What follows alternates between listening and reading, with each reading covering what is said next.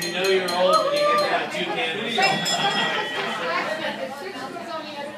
Oh my God, he's getting his driver's license. That's it. Okay, so. Oh my God. Switch to 6 in the room. 16. We all love you, but that's not all why we invited you here tonight. It is to celebrate Bruce's birthday. And we do all love you. We're so happy you're all here. Thank you so much. And Thanks for that. happy birthday. Best we've ever known. I told kids. Listen, I've given a lot of speeches this last year about myself. And I got killed in the election. And I'm so glad because that means I can come back here with my Shadow Mountain family. If I was a judge, I'd have to be stuck in Cincinnati, which is terrible. So now I can come out here and, you know, be free. Saying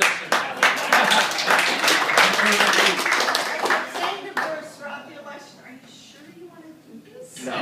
And he's like, I'm not really sure, but let's do it anyway. So I will tell you, he ran a great campaign, and he got a bunch of votes. 130,000 votes. 130,000. And I didn't even know all of them. This was our county's loss. He would have been the most amazing judge we've ever had. We would have voted for him. It was a blessing. Unfortunately, now I just have to play tennis and go down to fresh agave. I mean, it's tough, man. It's tough. So I would go around to these campaign events and I would introduce him, and I would like cry at every single one of them. I was so proud of him. That's why I lost. We had so much fun. It's been a really great year. So thank you all for being here. And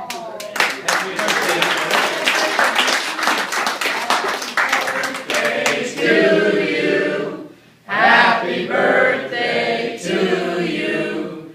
Happy birthday, dear Bruce. Happy birthday to you. Let me say too. There's some guys here. Scott Rieger and I first met when we were like probably 12 years old. And went to high school together, and Scott lives in San Diego now, and his wife Jan, and unbelievable that they came over here. Tom Oliver I've done since I was 5 years old. Wow. I went to his 6th birthday party. Bruce, From 6 I knew you when you were 21, but you acted like you were 12. Now Lou Yeese's, Lou over here owned a restaurant, and I was a bartender, and Jenny waited on tables. Lou gave me a chance. When I was a down-and-out 23-year-old, I hate to even tell you. But Lou gave me a chance to bartend. In cahoots. Lou owned a restaurant. He had been out in the Marines out here in San Diego. He came back. He was a terrible person. Tough but fair. Tough but fair and balanced, and I was like a guy with a headband and long hair and playing tennis and all this stuff. And Lou took a chance on me, and I went to law school, and you know, Lou, you still owe me a little money, by the way. I had to remind Lou today that he was not my boss anymore. 40 years ago, I worked for this guy. We're going to get liquor, and Lou was telling Jenny what to do. Now open the trunk. Now, what are you doing? Now, you got to open the trunk. Lou, I don't work for you anymore. This was like 40 years ago. But we have been friends that long. So. Lou lives in Venice Beach now, and he drove over, and Tom drove over from Santa Barbara, and Scott came over from San Diego. Wow. And you all came over from... We came from Palm Desert. They came all the way over from Indian Wells. That was really rough. So anyway, thank you, and enjoy.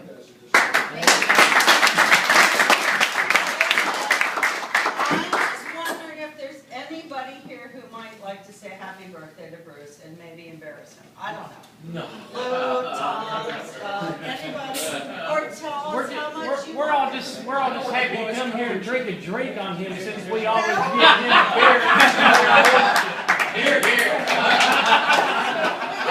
I have gotten a lot of free beer here. I will say that. This is the greatest place in the country to drink beer. We have a volunteer.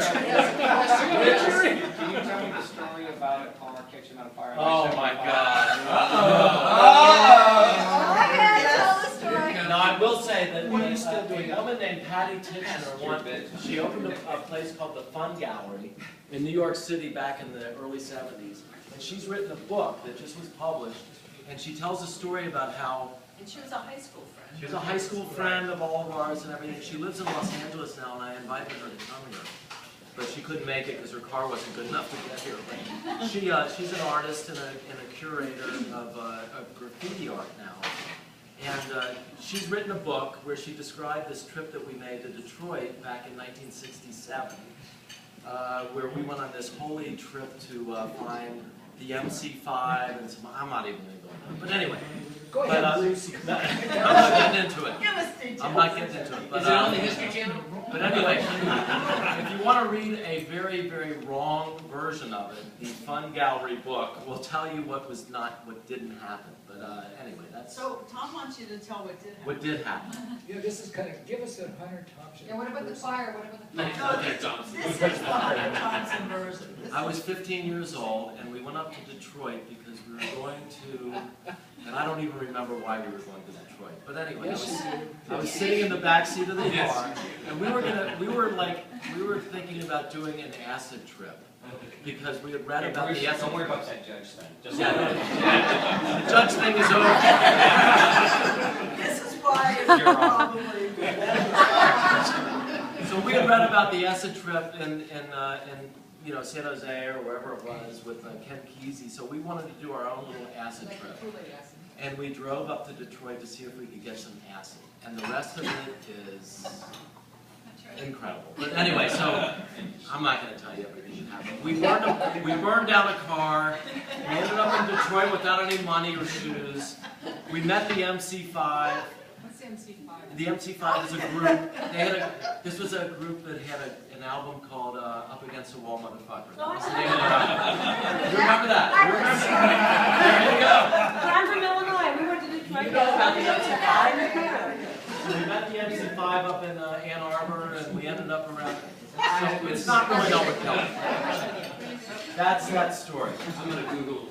Alright, Bruce, What? you fly. I don't even know why I'm telling this. Not a good story. On second thought, I'm glad I didn't Leave go. the line out. This was a long time ago, Kate. Way before we. Just like when Clinton did inhale. You got to block. That's right. You got to block. Very similar. There you go.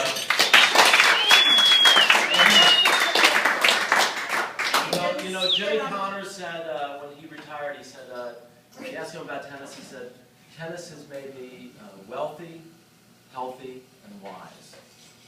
And I think that's true about tennis. Tennis is the greatest thing in my life. It's always been the greatest thing since I was 5 or 6 years old, and I know everybody here, pretty much everybody here plays tennis, and tennis is part of their life, and it's a wonderful thing. We all play out there. We compete. I played with Jack today, and we knocked heads, and but it's just a great thing. It's just a great thing to have, and so I love Shadow Mountain. Cindy. Even greater than we can play it till we get to this primal day. Ron drove down from the mountain. Ron lives up on top of the mountain up You here. probably have the hardest drive. Oh my God. But The only guy that put chains on. Cindy, I've been here since 1999. It's just been the greatest. This is just the greatest place there could possibly be.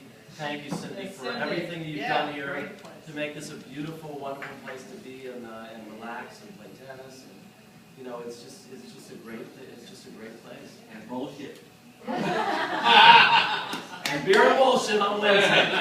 Thank you to Linda and Sue and all their staff for this wonderful